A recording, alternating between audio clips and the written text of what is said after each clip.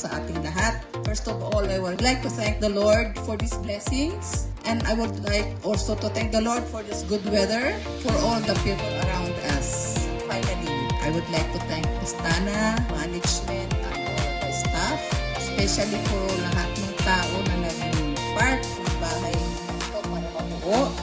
We're happy na makita yung result ng ating pinagpaguran, hindi lang kami kundi sa part ninyo, at sana nga ang blessing na ito ay maging blessing din sa iba. I would like to also say that we hope that Pastana will continue to be part of everyone's dream. Thank you from the bottom of our hearts, from the Dillon family, from my two sons. Unfortunately, the older one will dating pa ng bukas, pero yung titira, yung may-ari nito is wala, hindi siya makaka-uwi. With all our heart, gusto namin magpasalamat sa inyo, lalong-lalo na sa mga tao na naging part ng bahay na ito. Thank you and God bless us all.